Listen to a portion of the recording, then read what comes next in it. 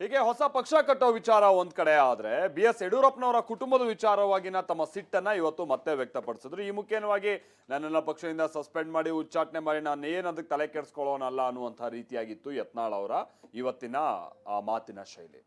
ಅದರಲ್ಲೂ ಯಾಕೆ ನೀವು ಉಚ್ಚಾಟನೆ ಆದ್ರಿ, ಏನ್ ಬಹಳ ಶಿಸ್ತನ್ನ ನೀವು ಮೀರಿದ್ರ, ಅಶಿಸ್ತು ಆಗ್ಬಿಟ್ಟಿತ್ತ ಅಂತ ಕೇಳಿದಾಗ ಅಶಿಸ್ತು ಮತ್ತೊಂದು ವಿಚಾರ ಏನಲ್ಲ. BS ಯಡಿಯೂರಪ್ಪನವರು ಹಾಗೆ ಅವರ ಪುತ್ರ BY ವಿಜಯೇಂದ್ರ ಅಕಸ್ಮಾತ್ ಏನಾದ್ರೂ ಯತ್ನಾಳ್ ಅವ್ರನ್ನ ಪಕ್ಷದಿಂದ ಹೊರ ಹಾಕಿಲ್ಲ ಅಂತಂದ್ರೆ ಆತ್ಮಹತ್ಯೆ ಮಾಡ್ಕೊಂಡ್ಬಿಡ್ತೀವಿ ಅಂತ ಹೆದರ್ಸಿದ್ರು, ಕಣ್ಣೀರ್ ಹಾಕಿದ್ರು. ಪಾಪ ಹೈಕಮಾಂಡ್ ಏನ್ ಮಾಡುತ್ತೆ, ನನ್ನನ್ನ ಆ ಟೈಮ್ನಲ್ಲಿ ಉಚ್ಚಾಟನೆ ಮಾಡಿದ್ರು. ಆದ್ರೆ ಇದು ವಿಜಯೇಂದ್ರಗೂ ಕೂಡ ಎಚ್ಚರಿಕೆ ಕೊಟ್ಟಂಗೆ. ಯಾಕೆ ಅಂತ ಅಂದ್ರೆ ಮೊನ್ನೆ ನನ್ನನ್ನು ಉಚ್ಚಾಟನೆ ನಿರ್ಧಾರ ಬಂದಾಗ ಕಥಕಳಿ ಡ್ಯಾನ್ಸ್ ಮಾಡ್ತಾ ಇದ್ದಂಥವರೆಲ್ಲ ಇದ್ದಕ್ಕಿದ್ದಂತೆ ಸೈಲೆಂಟ್ ಆಗ್ತಾರೆ. ಯಾಕಂತ ಅಂದ್ರೆ ವಿಜಯೇಂದ್ರ ಅವರನ್ನು ಕೂಡ ರಾಜ್ಯಾಧ್ಯಕ್ಷ ಸ್ಥಾನದಿಂದ ಕೆಳಗಿಳಿಸಲಾಗುತ್ತೆ ಅನ್ನುವಂಥದ್ದು ನನಗಿರೋ ಮಾಹಿತಿ ಅನ್ನೋ ಅರ್ಥದಲ್ಲಿ ಹೇಳಿದ್ದಾರೆ. ಹಾಗಾದ್ರೆ BS ಯಡಿಯೂರಪ್ಪನವರ ಕುಟುಂಬದ ವಿರುದ್ಧದ ವಾಗ್ದಾಳಿ, ಅದರ ಜೊತೆಗೆ ವಿಜಯೇಂದ್ರ ಅವರ ರಾಜ್ಯಾಧ್ಯಕ್ಷ ಪಟ್ಟಕ್ಕೆ ಸಂಬಂಧಪಟ್ಟ ಹಾಗಿನ ಭವಿಷ್ಯ ಏನು ಅನ್ನುವಂತ ಏನ್ ಹೇಳಿದ್ದಾರೆ ಯತ್ನಾಳ್, ಬನ್ನಿ ಕೇಳೋಣ.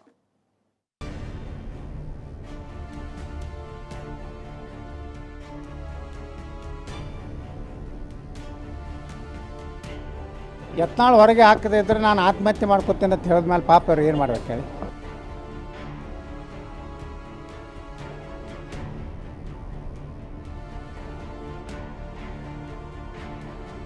ಧಗಧಗ ಉರಿಯುತ್ತಿದೆ, ರಣರಣ ರಕ್ತ ಕುದೀತಾ ಇದೆ. ಅದೇ ಕೋಪ, ಅದೇ ತಾಪ. ವಿಜೇಂದ್ರ ವಿರುದ್ಧ ಸಮರ ಸಾರಿರುವ ಯತ್ನಾಳ್ ಆಕ್ರೋಶದಲ್ಲಿ ಸ್ವಲ್ಪವೂ ಬದಲಾವಣೆ ಆಗಿಲ್ಲ. ಉಚ್ಚಾಟನೆಗೂ ಡೋಂಟ್ ಕೇರ್ ಎಂದಿರುವ ಬಿಜೆಪಿ ಉಚ್ಚಾಟಿತ ಶಾಸಕ BSY ಕುಟುಂಬದ ವಿರುದ್ಧ ಮತ್ತೆ ಬೆಂಕಿ ಉಗುಳಿದ್ದಾರೆ.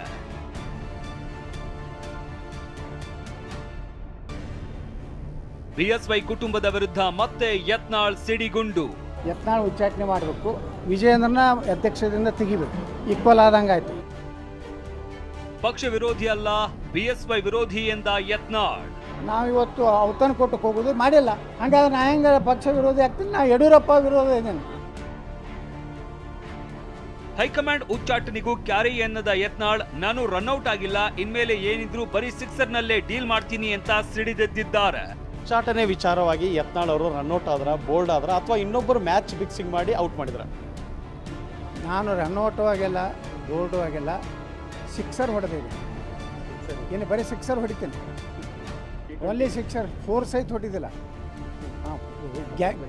ಹೆಂಗೆ ಗೆಲ್ಲಬೇಕಂದ್ರೆ ಸಿಕ್ಸರ್ಲೇನೆ ಗೆಲ್ಕೊತ ಹೋಗೋದು. No four, no single, no double. ಹಿಂಗೆ ಎರಡೆರಡು ಸಲ ಹಿಂಗೆ ಓಡೋದು ಇಲ್ಲ, ಹಗಲೆಲ್ಲ ಓಡಾಡೋದು ಇಲ್ಲ. ಬರೀ ಹಿಂಗೆ ಫೋರ್ ಹೊಡ್ಯಾನ ಅಲ್ಲೇ ಹೋಗಿ ಬೀಳೋದಿಲ್ಲ, ಹೊಡೆದ್ರೆ ಆ ಬೌಂಡ್ರಿ ದಾಟೇ ಬೀಳೋದು. ಉಚ್ಚಾಟನೆ ಕೇಂದ್ರದ ನಿರ್ಧಾರ ಅಂತ ಹೇಳ್ತಾ ಇರುವ ವಿಜಯೇಂದ್ರಗೆ ತಿರುಗೇಟು ಕೊಟ್ಟ ಯತ್ನಾಳ್ ಆತ್ಮಹತ್ಯೆ ಮಾಡಿಕೊಳ್ತೀನಿ ಅಂದ್ರು. ನಮ್ಮ ಪತ್ರಿಕಾಗೂ ಮಾಧ್ಯಮದ ಸ್ನೇಹಿತರಿಗೆ ಗೊತ್ತಿರಲಿ, ಇವತ್ತು ಕೇಂದ್ರದ ವರಿಷ್ಠರು ತಗೊಂಡಿರ್ತಕ್ಕಂಥ ತೀರ್ಮಾನ ಅದಕ್ಕೆ ಯಡಿಯೂರಪ್ಪನವರು ಹೊಣೆಗಾರರಲ್ಲ, ವಿಜಯೇಂದ್ರನ ಹೊಣೆಗಾರರಲ್ಲ. ಯತ್ನಾಳ್ ಅವರು ಶಿಸ್ತನ್ನ ಮೀರಿ ಇದ್ದಕ್ಕೆ ನಾವು ಉಚ್ಚಾಟನೆ ಮಾಡಿದ್ದೀನಿ ಅಂತ ಹೇಳಿದರೆ, ಶಿಸ್ತನ್ನು ನಿಜವಾಗ್ಲೂ ಯತ್ನಾಳ್ ಮೀರಿದ್ರ? ನಾ ಶಿಸ್ತು ಮೀರಿದ್ರೆ ಇಟ್ಟು ದಿವಸ ಹಾಕ್ಬಿಟ್ರು, 5 ವರ್ಷದ ನೋಟಿಸ್ ಕೊಟ್ಕೋತಾ ಇದ್ದಾರೆ. ಅಂದರೆ ಅವ್ರಿಗೆ ಅನಿಸಿಲ್ಲ. ಕೊನೆಗೆ ಯಡಿಯೂರಪ್ಪ ಅವನ ಮಗ ಹೋಗಿ ಯತ್ನಾಳ್ ಹೊರಗೆ ಹಾಕದೇ ಇದ್ರೆ ನಾನು ಆತ್ಮಹತ್ಯೆ ಮಾಡ್ಕೊತೇನೆ ಅಂತ ಹೇಳಿದ್ಮೇಲೆ ಪಾಪ ಅವ್ರು ಏನು ಮಾಡ್ಬೇಕು? ನಾನು ಉಚ್ಚಾಟನೆ ಸಂಭ್ರಮಿಸುವ ನಾಲಾಯಕಲ್ಲ ಅಂತ ವಿಜಯೇಂದ್ರ ಹೇಳಿದ್ರು. ಇದಕ್ಕೆ ಕೌಂಟರ್ ಕೊಟ್ಟ ಯತ್ನಾಳ್, ಡಿಸ್ಕೋ, ಕಥಕ್ಕಳಿ ಡ್ಯಾನ್ಸ್ ಮಾಡಿದ್ರಿ ಅಂತ ಹೇಳಿದ್ದಾರೆ. ಯತ್ನಾಳ್ ಅವರ ಉಚ್ಚಾಟನೆ ಸಂಭ್ರಮಿಸ್ತಕ್ಕಂಥ ಪ್ರಶ್ನೆ ಉದ್ಭವ ಆಗೋದಿಲ್ಲ.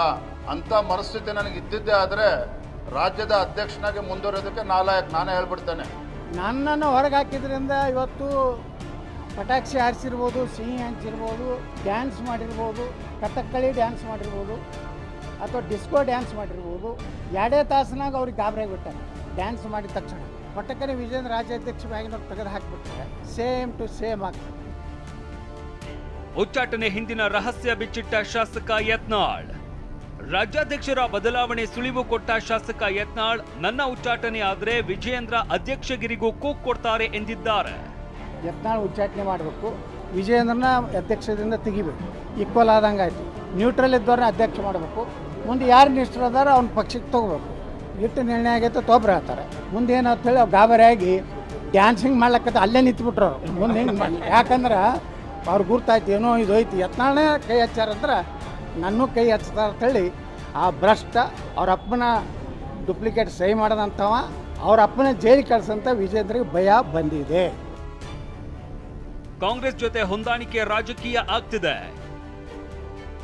ಹಿಂದೂಗಳ ರಕ್ಷಣೆ ಮಾಡೋರು ಯಾರು ಎಂದ ಯತ್ನಾಳ್. ಪದೇ ಪದೇ ಅಡ್ಜಸ್ಟ್ಮೆಂಟ್ ಪಾಲಿಟಿಕ್ಸ್ ಬಗ್ಗೆ ಮಾತನಾಡ್ತಾ ಇರುವ ಯತ್ನಾಳ್ ಮತ್ತೆ ವಿಜಯೇಂದ್ರರನ್ನೇ ಟಾರ್ಗೆಟ್ ಮಾಡಿದ್ದಾರೆ. ಬರೀ ಹೊಂದಾಣಿಕೆ ರಾಜಕೀಯ ಮಾಡಿಕೊಂಡಿದ್ರೆ ಹಿಂದೂಗಳನ್ನ ರಕ್ಷಣೆ ಮಾಡೋರು ಯಾರು ಅಂತ ಪ್ರಶ್ನಿಸಿದ್ದಾರೆ.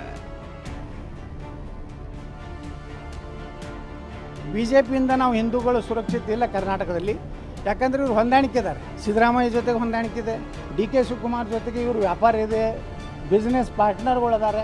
ಜಮೀರ್ ಅಹ್ಮದ್ ಖಾನ್ ಜೊತೆ ಇವರು ಸರಸ ಸಲಾಪ್ ಮಾಡ್ತಾರೆ. ಮತ್ತು ಹಿಂದೂಗಳನ್ನ ರಕ್ಷಣೆ ಮಾಡೋರು ಯಾರು? ನಿಮ್ಗೆ ಓಟ್ ಹಾಕಿದ್ದು ಹಿಂದೂಗಳ ರಕ್ಷಣೆ ಮಾಡಲಿಕ್ಕೆ.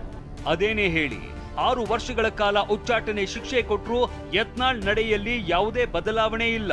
ನನ್ನ ಹೋರಾಟ ನಿಲ್ಲೋದಿಲ್ಲ ಅಂತ ಮತ್ತೆ ಮತ್ತೆ ಸಂದೇಶ ರವಾನೆ ಕೆಲಸ ಮಾಡ್ತಾ ಇದ್ದಾರೆ. ಇದು ಮುಂದೆ ಅದ್ಯಾವ ಬದಲಾವಣೆಗೆ ಕಾರಣ ಆಗುತ್ತೋ ಕಾದು ನೋಡಬೇಕಿದೆ.